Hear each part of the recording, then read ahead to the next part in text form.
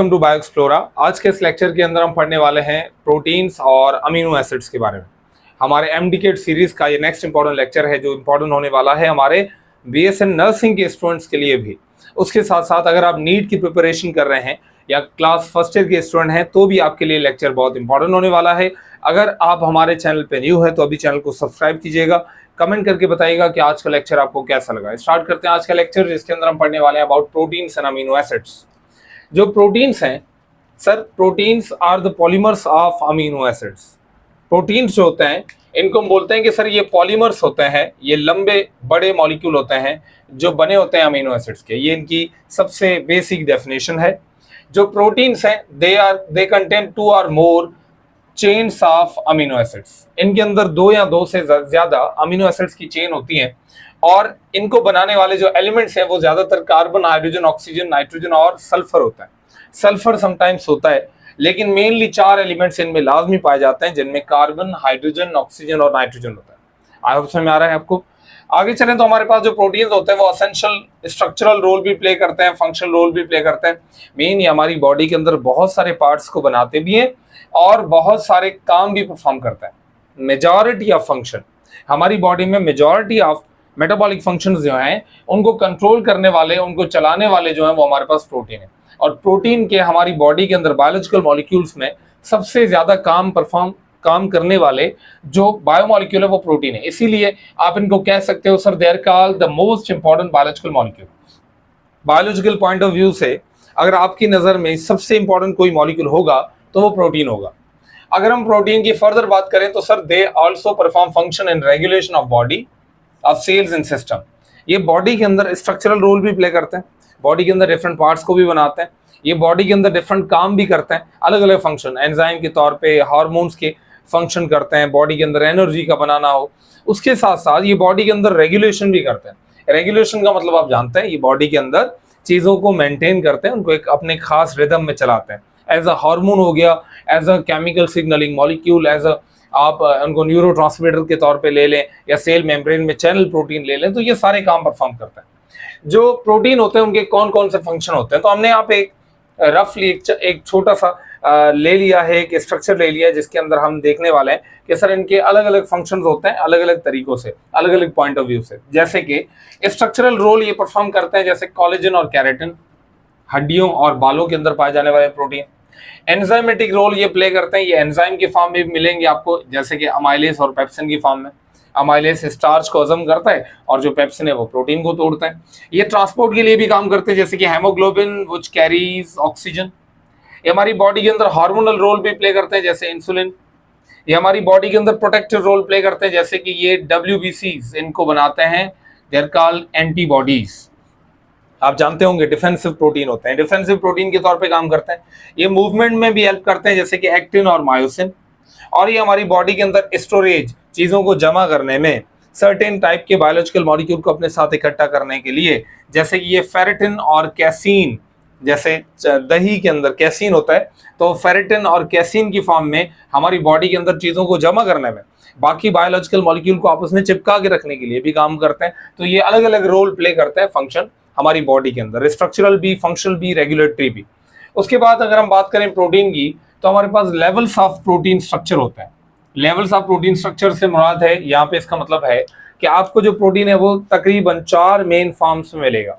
अगर आप सिंध बोर्ड से ताल्लुक रखते हैं तो आपने देखा होगा आपके बुक के अंदर उन्होंने सिर्फ 2 टाइप के प्रोटीन मेंशन किए हुए हैं, एक का नाम फाइब्रस प्रोटीन है, दूसरे का नाम ग्लोब्यूलर प्रोटीन है। लेकिन बेसिकली इनका स्ट्रक्चर के हिसाब से आप इनके 4 इंपॉर्टेंट टाइप्स बताएंगे। Sir they are called primary structure, secondary structure, tertiary और क्वाटरनरी स्ट्रक्चर। जो प्राइमरी स्ट्रक्चर के प्रोटीन होते हैं उनके अंदर अमीनो एसिड जो होते हैं वो लीनियर सीक्वेंस में होता है। हमें पता है कि सर जो प्रोटीन है वो अमीनो एसिड की चेन ही है, या अमीनो एसिड की चेन ही होती है। लेकिन अगर वो चेन सीधी एक सिंगल लाइन में आपको मिले तो आप बोलेंगे सर ये इनकी प्राइमरी स्ट्रक्चर। सबसे पहली बुनियादी स्ट्रक्चर जो है वो प्राइमरी स्ट्रक्चर है। दूसरे नंबर पे अगर वो आपको ऐसे अल्फा हेलिक्स या बीटा प्लेटेड फॉर्म में मिले, बीटा प्लेटेड शीट्स में मिले, तो आप इनको सेकेंडरी स्ट्रक्चर का नाम देंगे। जैसे कि इंसानों के बालों में, जैसे कि स्पाइडर के वेब में जो स्ट्रक्चर होती है वो ऐसी फॉर्म में होती है। ये कॉइल्ड होते हैं, जैसे आपने सेल्यूलोज की स्ट्रक्चर पढ़ी थी हमने लास्ट टाइम, पॉलीसेकेराइड वाला टॉपिक पढ़ा था कार्बोहाइड्रेट्स में। तो अगर वो ऐसे अल्फा हेलिक्स की फॉर्म में, कॉइल्ड फॉर्म में हो, या ऐसे प्लीटेड जैसे कि एक पतली सी पट्टी की फॉर्म में आपको मिले, तो ये आपको सेकेंडरी स्ट्रक्चर आप इनको क्लासिफाई करेंगे, इसका नाम देंगे आप। टर्शरी स्ट्रक्चर में जो प्रोटीन होता है वो 3D फोल्डेड पॉलीपेप्टाइड फॉर्म में होता है। ये अपने आप को 3 डायमेंशनल फोल्डेड फॉर्म दे देते हैं। तो आप बोलते हैं सर जब एक पॉलीपेप्टाइड चेन, एक प्रोटीन का मॉलिक्यूल अपने आप को फोल्ड करके ग्लोबुलर फॉर्म में डाल दे, तो आप इसको टर्शरी स्ट्रक्चर का नाम देते हैं। यहाँ से ये भी क्लियर हो गया कि सर जो फाइब्रस प्रोटीन होता है वो सेकेंडरी स्ट्रक्चर में होता है, और जो ग्लोबुलर प्रोटीन होता है, जो ग्लोबुलर स्ट्रक्चर में होता है, वो 3 डायमेंशनल फोल्डेड पॉलीपेप्टाइड चेन होता है। क्वाटरनरी स्ट्रक्चर के अंदर होता है एसोसिएशन ऑफ 2 और मोर पॉलीपेप्टाइड्स। इसमें सिंपली बात ये कर रहे हैं, ये भी होते 3 डायमेंशनली है, ये 3D पॉलीपेप्टाइड चेन होती है, लेकिन 2 से ज्यादा होती है, इसीलिए रिलेटिवली ये ज्यादा कॉम्प्लेक्स होता है। इसका एग्जांपल आपको कौन दिखेगा? आप बोलेंगे सर इसका एग्जांपल हमारे पास है हेमोग्लोबिन। टर्शरी का एग्जांपल आप एंजाइम्स को ले सकते हैं। सेकेंडरी स्ट्रक्चर का एग्जांपल आप ले सकते हैं जैसे कि ह्यूमन हेयर हो गया, ठीक है, और प्राइमरी स्ट्रक्चर का एग्जांपल ले सकते हैं जैसे कि हमारे पास इंसुलिन हो गया। तो ये हमारे पास कुछ एग्जाम्पल भी आ गए, और ये हमारे पास 4 इंपॉर्टेंट टाइप्स हैं, ये उनकी स्ट्रक्चर्स हैं प्रोटीन की, जो आपको ध्यान में रखनी है, जहां से आपसे सवाल पूछे जा सकते हैं। आई होप समझ में आ गया। आगे चलें। उसके बाद है हमारे पास कि सर जो प्रोटीन्स हैं वो बने किसके होते हैं? Sir proteins are made up of smaller units, they are called amino acids. जो प्रोटीन होता है वो अपने छोटे छोटे यूनिट्स के बने होते हैं, और आप उन छोटे छोटे यूनिट्स का नाम देते हैं sir they are called amino acids. जो अमीनो एसिड्स हैं इनके बारे में हम डेफिनेशन इनकी रिलेटिव है, देखिएगा। आप बोलते हैं सर प्रोटीन क्या है? आप बोलते हैं sir proteins are the polymers of amino acid. Main amino acid मिलकर प्रोटीन बनाते हैं। अमीनो एसिड क्या है? आप बोलेंगे sir amino acids are the monomers of protein. आप दोनों की डेफिनेशन इंटर रिलेटेड है। तो आप बोलेंगे सर जो अमीनो एसिड्स हैं ये बिल्डिंग ब्लॉक्स होते हैं प्रोटीन के, they are building blocks of protein. उसके बाद ईच कंसिस्ट फॉलोइंग पार्ट्स। हर अमीनो एसिड के 3 से 4 इंपॉर्टेंट पार्ट होते हैं जो कि आपको देखने हैं। आप कमाल की बात इनमें ये देखेंगे कि हर अमीनो एसिड में ये चीजें कॉमन होती है। एक अमीनो एसिड दूसरे से सिर्फ एक जगह पे, एक छोटे से पोर्शन में एक दूसरे से अलग हो जाता है, बाकी तकरीबन पार्ट जो आपस में सिमिलर है। देखिएगा, एक अमीनो एसिड का एक पार्ट होता है जिसको अमीनो ग्रुप कहते हैं। अच्छा, सबसे पहले तो इसका एक सेंट्रल कार्बन है, एनोमेरिक कार्बन या अल्फा कार्बन। ये अल्फा कार्बन जो है इसके एक तरफ आपको मिलेगा एसिडिक ग्रुप जिसको कार्बोक्सिलिक ग्रुप कहते हैं, ओके, जिसको आप COOH से शो करते हैं, उसको लिखते हैं। उसके बाद दूसरी तरफ इस एनोमेरिक कार्बन के दूसरी तरफ आपको मिलेगा NH2 यानी अमीनो ग्रुप, और बीच में वो कार्बन है। एक तरफ उसके एक हाइड्रोजन मिलेगा आपको, और एक तरफ मिलेगी एक साइड चेन। और ये जो साइड चेन है जिसको आप रेडिकल ग्रुप या साइड चेन का नाम देते हैं, यही डिसाइड करेगा कि अमीनो एसिड कौन सा होगा। मैंने अभी आपको बताया एक अमीनो एसिड में कुछ चीजें बहुत सिमिलर होती हैं बाकियों से। कौन कौन सी चीजें उनमें सिमिलर होंगी? आप बोलेंगे सर सबके पास एक रेड कार्बोक्सिलिक ग्रुप होगा, कार्बोक्सिलिक ग्रुप, सबके पास एक अमीनो ग्रुप होगा, एक अल्फा कार्बन होगा, हाइड्रोजन होगा, लेकिन एक चीज में फर्क आएगा, जो कि होगा उनका रेडिकल ग्रुप। आप देखेंगे कि उनका जो रेडिकल है वो आपस में अलग अलग होगा, और उस रेडिकल की वजह से आप इनके अलग अलग नाम देते हैं। अमीनो एसिड वैसे तो नेचर के अंदर बहुत सारे डिस्कवर्ड है। There are many amino acids discovered in the nature, more than 45 amino acids nature में मौजूद है। लेकिन इंसानों की बॉडी के अंदर कॉमनली पाए जाने वाले जो अमीनो एसिड है वो 20 है। There are 20 amino acid which are common in human body, और आप उनको भी 2 हिस्सों में क्लासिफाई करते हैं sir, they are called essential amino acid और non essential, essential and non essential. essential और नॉन एसेंशियल से आप ये अंदाजा नहीं लगाइएगा कि सर ये जरूरी है और ये जरूरी नहीं है, नहीं, इनके नाम पे नहीं जाइए। essential का मतलब होता है कि सर ये वो अमीनो एसिड्स होते हैं जिनको आपको लेना पड़ेगा, they must be taken in your diet, जिनको आपको लाजमी तौर पे खाना पड़े, डाइट में लेना पड़े, आप उनको essential बोलते हैं। और ये वो अमीनो एसिड्स होते हैं जो कि आपकी बॉडी खुद साइंथेसाइज करती है, ये आपकी बॉडी खुद बनाती है। तो हमारी बॉडी जो बनाती है उसको नॉन एसेंशियल बोलते हैं, उनको खाने की जरूरत नहीं है, बॉडी बना लेगी। लेकिन जो हमें खाने ही पड़ेंगे, जो कि हमें फूड से ही मिलेंगे, कहाँ से मिलेंगे? प्रोटीन के सोर्स कौन है, अमीनो एसिड के सोर्स कौन है? आप बोलेंगे सर एग हो गया, चिकन है, मिल्क है, बटर है, सॉरी हमारे पास बटर के अंदर रिलेटिवली फैट की क्वांटिटी ज्यादा है। उसके अलावा हमारे पास योगर्ट हो गया, पल्सेस हो गई, ठीक है। तो ये सारे हमारे पास इन एसेंशियल अमीनो एसिड्स के बेहतरीन सोर्स हैं। अच्छा, हम थोड़े से नाम देख लेते हैं क्या असेंशियल अमीनो एसिड्स हमारे पास कौन से हैं, यहाँ से भी एमसीक्यू आ सकता है। तो हमारे पास असेंशियल अमीनो एसिड्स जो है उनमें पहले नंबर पे आता है हिस्टिडीन, हिस्टिडाइन, दूसरे नंबर पे isoleucine, leucine, lysine, methionine, phenyl alanine, threonine, tryptophan and valine. ये 9 अमीनो एसिड्स हैं। ये आपको याद रखने हैं कि sir they are called essential amino acids. आपको इनको ट्रिक जरूर ज़हन में जरूर रखना है कि सर इनमें से कौन सा असेंशियल है, कौन सा नॉन असेंशियल है। तो एक दो बार आप इनको देख लेंगे तो आपको ज़हन में बैठ जाएगा। आप उनको क्लासिफाई इजीली कर सकते हैं। एमसीक्यूज को देख के आप पहचान लेंगे कि असेंशियल है या नॉन असेंशियल। उसके बाद हमारे पास आता है नॉन असेंशियल, जैसे कि हमारे पास alanine, asparagine, aspartic acid, glutamic acid, serine, glycine, proline, tyrosine, cysteine, glutamine और आर्गिनाइन। ये जो सारे अमीनो एसिड्स हैं, these amino acids are called non essential. आई ऑप्शन में आ गया तो हमारे पास असेंशियल अमीनो एसिड और नॉन असेंशियल अमीनो एसिड्स। और लास्ट हम पढ़ने वाले हैं कि sir what is peptide bond. Peptide bond आपको जरूर याद होगा कि सर जब दो मोनोसैकेराइड्स आपस में मिलते हैं तो बनाते हैं वो आपस में मिलके क्या बनाते हैं, ग्लाइकोसाइडिक बॉन्ड बनाते हैं। वैसे ही अगर दो अमीनो एसिड्स आपस में मिलेंगे तो उनके बीच में जो बॉन्ड होगा उसको आप पेप्टाइड बॉन्ड का नाम देंगे। पेप्टाइड बॉन्ड जो है वो कैसे बनता है, इसमें एक फॉर्मल डेफिनेशन, एक सिंपल डेफिनेशन हम लिखते हैं कि सर जब दो अमीनो एसिड्स आपस में मिलते हैं, कौन मिलता है उनका एक का मिलेगा कार्बोक्सिलिक ग्रुप तो दूसरे का मिलेगा अमीनो ग्रुप यानी NH2। देखिएगा कैसे, देखें यहाँ पे दो अमीनो एसिड्स हैं, मैंने उनको यहां से जोड़ा हुआ बीच में। हमारे पास ये दो अमीनो एसिड्स हैं, एक तरफ ये अमीनो एसिड है। अच्छा, यहाँ पे आप देखें ये दोनों अलग अलग अमीनो एसिड है क्योंकि इनका रेडिकल ग्रुप चेंज है।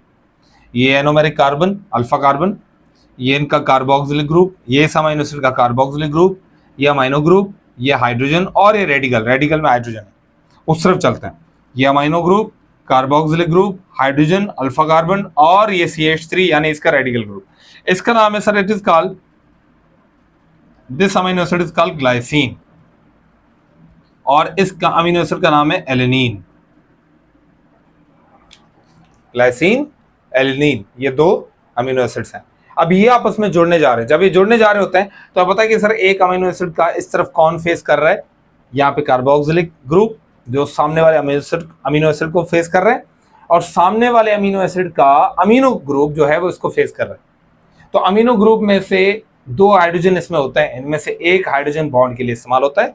कार्बोक्सिलिक ग्रुप में से उसका जो OH ग्रुप होता है वो इस्तेमाल होता है।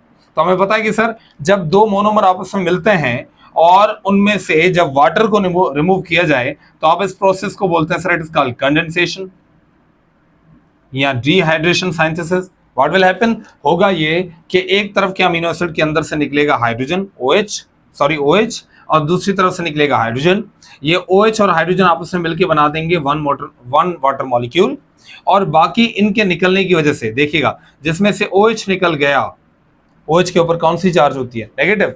तो क्योंकि नेगेटिव चार्ज निकल गई तो ये वाला जो मॉलिक्यूल है, ये वाला अमीनो एसिड बन जाएगा वन टाइम पॉजिटिव। और जिसमें से हाइड्रोजन निकल गया, हाइड्रोजन के ऊपर कौन सी चार्ज होती है, पॉजिटिव। तो जिसमें से पॉजिटिव आयन निकल गया वो हो जाएगा वन टाइम नेगेटिव। और ऐसे जो कार्बन है वो डायरेक्टली बॉन्ड बना लेगा नाइट्रोजन के साथ और आप बोलेंगे sir this carbon and nitrogen bond is called peptide bond.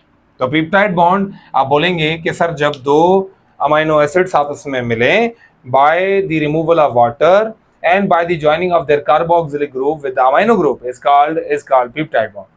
समझ आ गया। अब मैं एक और छोटी सी जो पॉइंट मैं आपको बताने वाला हूं, ये ध्यान में रखिएगा। अमीनो एसिड की हम क्लासिफिकेशन करते हैं, हम क्या करते हैं उनकी लेवल्स बनाते हैं। ये यहाँ पे जगह थोड़ी कम है, मैं आपको बता रहा हूँ, साथ में कोशिश करता हूँ यहाँ पे लिखने की।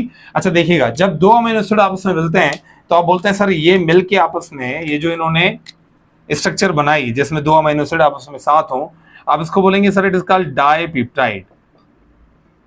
फिर अगर तीन अमीनो एसिड, एक और अमीनो एसिड और जुड़ जाए तो ट्राइपेप्टाइड, चौथा टेट्रा, पेंटा, हेक्सा, हेप्टो, ऐसे बढ़ते जाएंगे। लेकिन जब वो 10 तक पहुंच गया तब तक आप उसको पेप्टाइड बोलेंगे।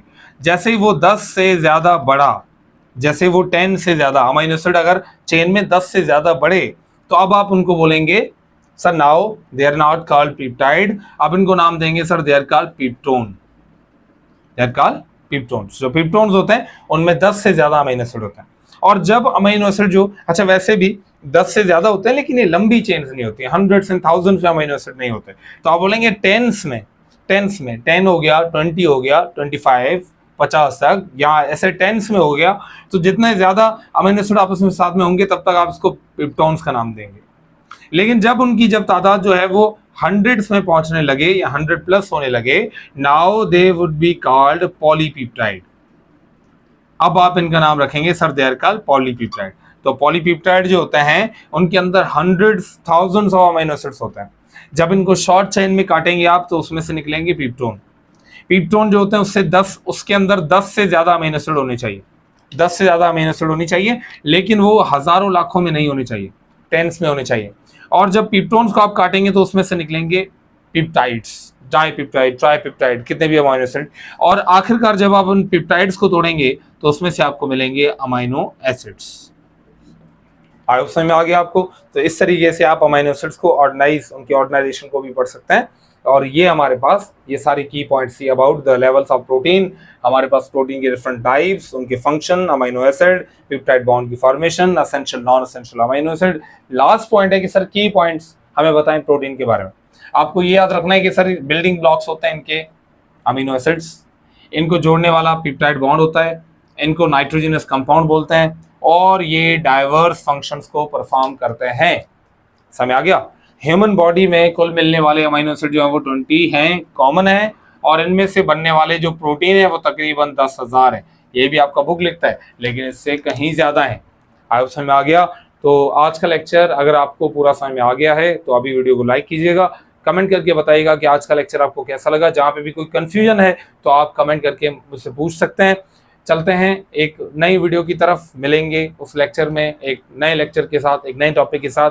और मैं बहुत ही जल्द आपके साथ कुछ टेस्ट भी शेयर करने वाला हूं, जिसके अंदर हम सॉल्व करने जाएंगे हमारे जो पिछले जितने भी हमने टॉपिक्स पढ़े उनसे रिलेटेड कुछ MCQ मैं आपसे शेयर करूंगा और उनका सॉल्यूशन वीडियो भी आपसे शेयर करूंगा। Thank you.